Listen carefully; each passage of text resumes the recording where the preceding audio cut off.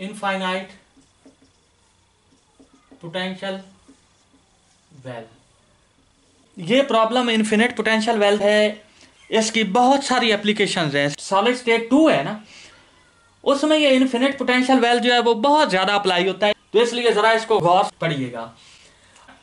मैं इसको शुरू से करवा देता हूं। देखें,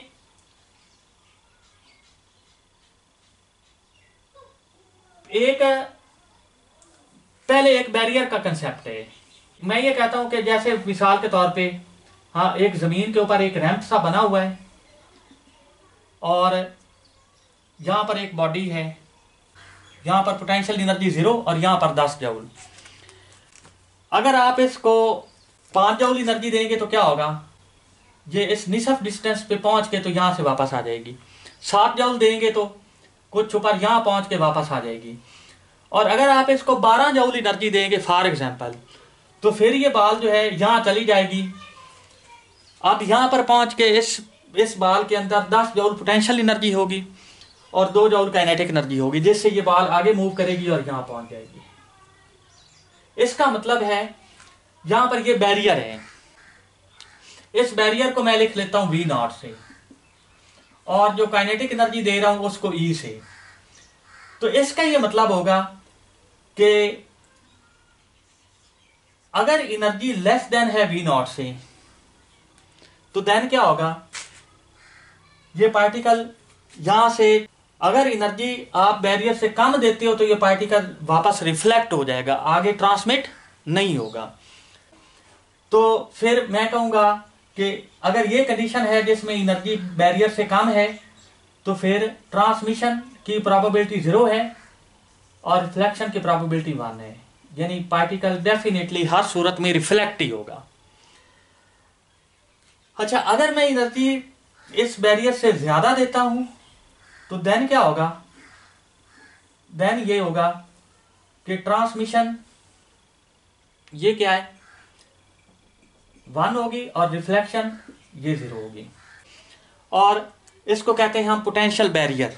इसको क्या कहते हैं, पोटेंशियल बैरियर। ये पोटेंशियल बैरियर है।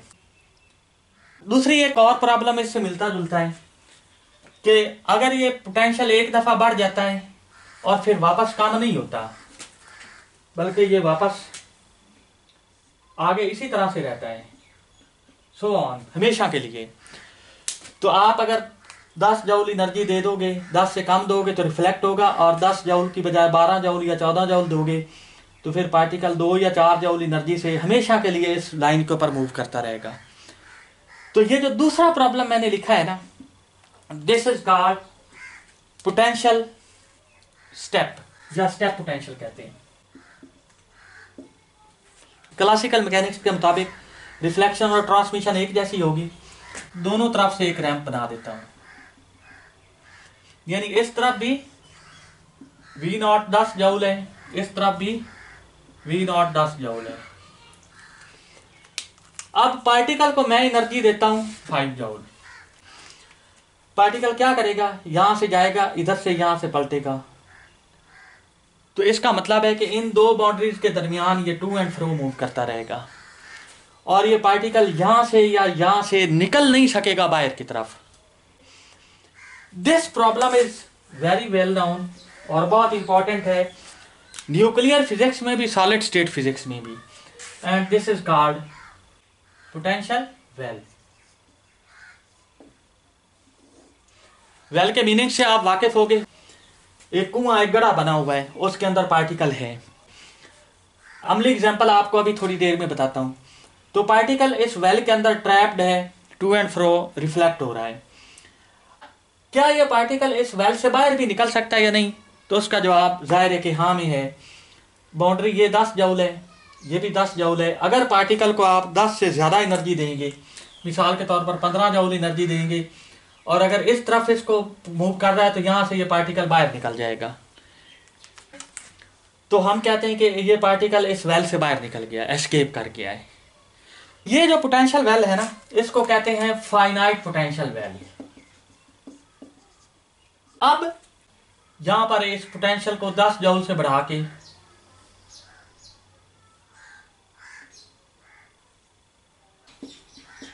और इस तरफ भी बैरियर 30 जूल है। पहले 10-10 जूल था, अब 30-30 जूल है।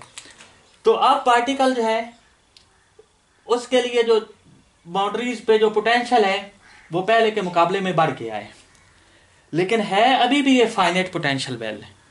पहले इसको बैरियर से निकलने के लिए 10 से ज्यादा जूल एनर्जी चाहिए थी, अब इसको 30 से ज्यादा जूल एनर्जी मिलेगी तो ये पार्टिकल बैरियर से बाहर निकलेगा। अब आप सपोज करें कि इस तरफ जो है ना पोटेंशियल, पहले मैंने 10 किया था, 20 किया था, अब मैं कहता हूं कि इस तरफ जो पोटेंशियल है ना वो कर दिया है इन्फिनिट है।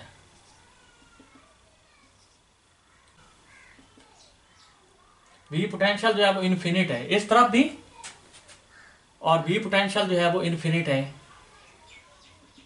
इस तरफ भी, और इसके इनसाइड पोटेंशियल जो है वो 0 है। हाँ, काइनेटिक एनर्जी जो है वो कुछ ना कुछ होगी। क्या अब पार्टिकल जो है इस पोटेंशियल वेल में से बाहर निकल जाएगा या नहीं निकलेगा, या इस पार्टिकल को पोटेंशियल वेल से निकलने के लिए कितनी एनर्जी चाहिए होगी। अब ये पार्टिकल इसमें मुस्तकिल तौर पे ट्रैप हो गया है, अब ये इसमें से निकल नहीं सकता। बाउंड्रीज पे इन्फिनिट पोटेंशियल है, इसको कहते हैं इन्फिनिट पोटेंशियल वेल है। और पहले जब हमने बाउंड्रीज बनाई थी 10 जूल की या 30 जूल की, उस वक्त था finite potential well. According to classical mechanics, reflection का मतलब है कि पार्टिकल इधर गया, अगर यहां से पार्टिकल बाहर निकल जाए तो ट्रांसमिशन है, अगर यहां से पार्टिकल टकरा के वापस पलट आए तो रिफ्लेक्शन है। इस केस में रिफ्लेक्शन ही होगी, इसका मतलब है कि रिफ्लेक्शन ही होगी जिसकी प्रोबेबिलिटी 1 है, और ट्रांसमिशन की कोई इम्कान नहीं है, ट्रांसमिशन इज 0। अब हम देखते हैं कि अकॉर्डिंग टू क्वांटम मैकेनिक्स क्या होगा, और इस पोटेंशियल वेल में जो पोटेंशियल है वो मैं इस तरह से लिखूंगा, जहां मैं लिख देता हूं कि इसमें जो पोटेंशियल है दैट इज 0 और इंफिनिटी। 0 कहां है? इनसाइड। इंफिनिटी कहां है? आउटसाइड। अब फिजिकल कंसेप्ट बहुत जरूरी है कि क्या ये पोटेंशियल वेल जैसे प्रॉब्लम्स, इनका कोई हमारा साइंस में कोई इस्तेमाल भी है, या हमें बस ऐसे ही पढ़ते रहते हैं। मतलब मैं कहता हूं ये हमारे पास एक न्यूक्लियस है, और इस न्यूक्लियस को मैंने बड़ा करके दिखा दिया है। न्यूक्लियस में 2 पार्टिकल्स होते हैं, प्रोटॉन्स होते हैं और न्यूट्रॉन्स होते हैं। मसलन रेड वाले प्रोटॉन्स हैं और ब्लू वाले न्यूट्रॉन्स हैं। ये अब जब मैंने यहां पोटेंशियल की बात की थी, जहां पर जब मैंने पोटेंशियल की बात की थी, ये फाइनाइट पोटेंशियल वेल जिसमें ये बैरियर 30 जूल है और इसके अंदर ये पार्टिकल है, इस पार्टिकल को बाउंड किया हुआ है ग्रेविटेशनल पोटेंशियल एनर्जी है। अब अगर मैं यहां की बात करता हूं, ये जो न्यूक्लियस की मैं एग्जांपल ले रहा हूं, न्यूक्लियस में है प्रोटॉन और न्यूट्रॉन्स। अब आप जानते हैं कि प्रोटॉन्स एक दूसरे को रिपेल करते हैं, तो ये प्रोटॉन जब एक दूसरे को रिपेल करते हैं तो ये इसमें से निकल क्यों नहीं जाते? ये न्यूक्लियस स्टेबल क्यों रहता है? न्यूक्लियस जो है ना, इसमें होती है स्ट्रॉन्ग न्यूक्लियर फोर्स, और strong nuclear force in protons और न्यूट्रॉन्स के लिए एक बैरियर बनाती है, जिसकी वजह से ये प्रोटॉन्स और न्यूट्रॉन्स इस बैरियर में से निकल नहीं सकते। तो हम कहेंगे कि जिस तरह से ये पोटेंशियल वेल का बैरियर बना हुआ है, इस न्यूक्लियस के लिए एक स्ट्रॉन्ग न्यूक्लियर फोर्स ने एक बैरियर बनाया हुआ है, और वो स्ट्रॉन्ग न्यूक्लियर फोर्स का जो पोटेंशियल वेल बना हुआ है उसमें से ये प्रोटॉन्स और न्यूट्रॉन्स निकल नहीं सकते। क्या कभी भी नहीं निकल सकते? तो जाहिर है क्योंकि इनफिनिट पोटेंशियल वेल नहीं है, फाइनाइट पोटेंशियल वेल है, तो कभी ना कभी प्रोटॉन्स या न्यूट्रॉन्स निकल भी जाते हैं, या ग्रुप की शक्ल में निकलते हैं, 2 प्रोटॉन और 2 न्यूट्रॉन निकल जाते हैं, तो उसको हम अल्फा पार्टिकल कहते हैं।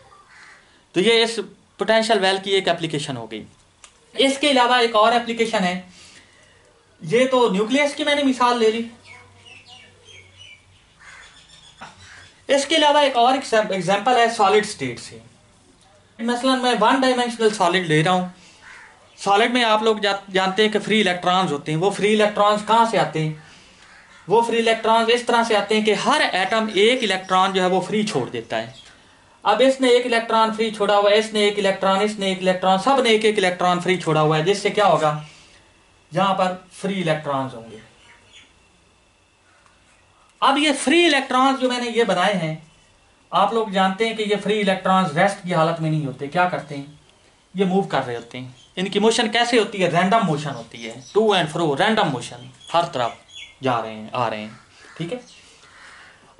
जब ये इलेक्ट्रॉन्स एक लोकेशन से दूसरी लोकेशन की तरफ जाते हैं या वापस पलटते हैं, तो क्या फ्रीली चले जाएंगे या इनको किसी रुकावट का सामना करना पड़ेगा? जब ये इलेक्ट्रॉन यहां से इस तरफ जाएगा या इस तरफ जाएगा, तो आगे यहां पर इसको बैरियर का सामना करना पड़ेगा। ये बिल्कुल इसी तरह की बात है जैसे ये पार्टिकल यहां से इस तरफ जाता है या इस तरफ जाता है, आगे एक इसके सामने बैरियर खड़ा होता है। उसी तरह से ये इलेक्ट्रॉन्स जब मूव करते हैं क्रिस्टल के अंदर, तो ये जो पॉजिटिव आयंस हैं ये एज अ बैरियर काम करते हैं। तो इसलिए पोटेंशियल वेल का प्रॉब्लम जैसे ये न्यूक्लियर फिजिक्स के ऊपर अप्लाई होता है, ऐसे ही ये सॉलिड स्टेट फिजिक्स के ऊपर भी अप्लाई होता है। और अगर आपने न्यूक्लियर फिजिक्स, न्यूक्लियर 1 आपने अगर अच्छी तरह से पढ़ी हुई है, तो फिर आप लोग जानते हैं कि जो थ्योरी ऑफ अल्फा डिके है, थ्योरी ऑफ अल्फा डिके जो है वो इसी बेस के ऊपर एक्सप्लेन होती है। जो फाइनाइट पोटेंशियल वेल, उसमें से 2 प्रोटॉन्स और 2 न्यूट्रॉन्स का ग्रुप, जिसको हम अल्फा पार्टिकल कहते हैं, कि वो कैसे एस्केप करता है। यहां तक अगर कोई बात समझ ना आई हो तो वो आप पूछ सकते हैं। क्लियर है? Very good. अगर क्लासिकल मैकेनिक्स की रूह से बात करें तो इस पार्टिकल की एनर्जी के ऊपर कोई लिमिटेशंस भी हैं या कोई लिमिटेशन नहीं है, मतलब इसकी एनर्जी कंटिन्यूस होगी। तो अब हम जो है वो इसको क्वांटम मैकेनिक्स के मुताबिक देखते हैं। क्वांटम मैकेनिक्स में किसी प्रॉब्लम को सॉल्व करने का मतलब है कि आप क्या करते हो, उसके लिए श्रोडिंगर वेव इक्वेशन लिखते हो और आप जो है वो इंडिपेंडेंट वेव इक्वेशन सॉल्व कर लेते हो। ये इक्वेशन ड्राइव भी करवाई थी पहले, Schrodinger time dependent equation drive करवाई थी, और उस डेरिवेशन के बाद हमने उसको बाय सेपरेशन ऑफ वेरिएबल्स हमने उसके वेरिएबल्स को सेपरेट किया था। फर्क इसी चीज में होगा। मसलन आप हार्मोनिक ऑसिलेटर प्रॉब्लम सॉल्व कर रहे हैं तो V की जगह हार्मोनिक ऑसिलेटर का पोटेंशियल पुट करेंगे। अगर आप हाइड्रोजन एटम को सॉल्व कर रहे हैं तो यहां पर आप उस पॉइंट का पोटेंशियल पुट करेंगे। यानी आप जो भी प्रॉब्लम सॉल्व कर रहे हैं ना, जो भी प्रॉब्लम, तो वहां पर आप इसका पोटेंशियल पुट करेंगे। तो यहां पर इन्फिनिट पोटेंशियल वेल पुट कर रहे हैं तो इन्फिनिट पोटेंशियल वेल का पोटेंशियल यहां पुट करेंगे। तो इन्फिनिट पोटेंशियल वेल का पोटेंशियल क्या होता है? 0 होता है इनसाइड और इन्फिनिट होता है आउटसाइड। इसका मतलब है कि इनसाइड के लिए 0 पुट करें, हमारी इक्वेशन बन जाएगी -h² divided by 2m del square psi over del x square is equal to e psi। ये टर्म खत्म हो गई है। क्यों खत्म हो गई है? पोटेंशियल V 0 है। जब पोटेंशियल V 0 होगा तो ये टर्म खत्म हो जाएगी। और आउटसाइड के लिए हम श्रोडिंगर वेव इक्वेशन लिखेंगे ही नहीं। क्यों नहीं लिखेंगे? क्योंकि पार्टिकल कन्फाइंड है इनसाइड, पार्टिकल बाहर हो ही नहीं सकता। ये यहां से पार्टिकल बाहर ट्रेवल कर ही नहीं सकता, तो बाहर पोटेंशियल जो बाहर है वेव फंक्शन 0 है, साई की वैल्यू 0 है, इसलिए हम इनसाइड के लिए ये इसको लिखेंगे। आप देखें कि इस इक्वेशन को सॉल्व करना है हमें, तो सॉल्व करने का क्या तरीका है? इसको इधर ले जाएं, ये बन जाएगा 2me divided by h² minus भी इधर ले जाएं और साई। और अगले स्टेप में क्या करें?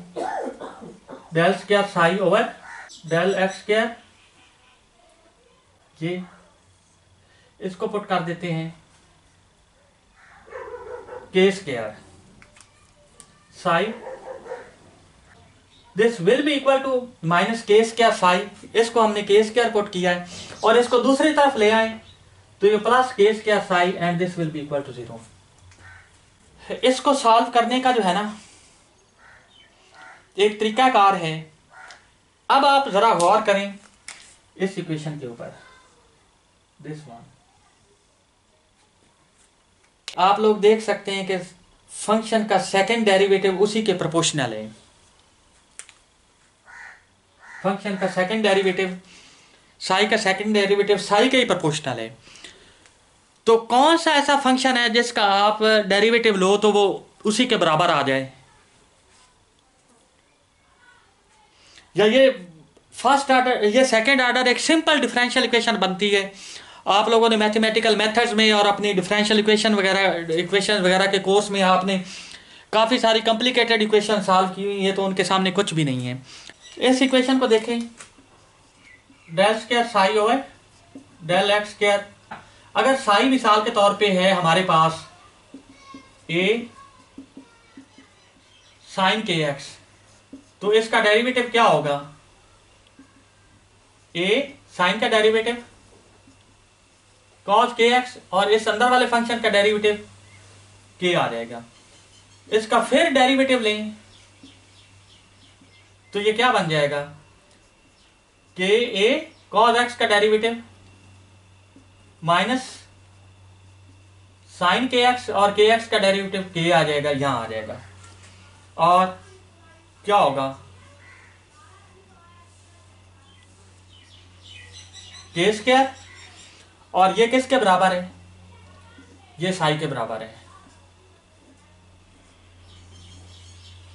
और अब आप देखें इन दोनों के दरमियान कोई लिंक है? तो डेफिनेटली है। अगर ये फंक्शन है तो उससे ये डिफरेंशियल इक्वेशन बनेगी, और अगर ये डिफरेंशियल इक्वेशन है तो उसका ये सॉल्यूशन बनेगा। साइन के अलावा कोई फंक्शन हो सकता है जो इसको सेटिस्फाई करे? ये बता दें। Cos, very good. A sine के एक्स प्लस बी कॉस के एक्स, ये होगा।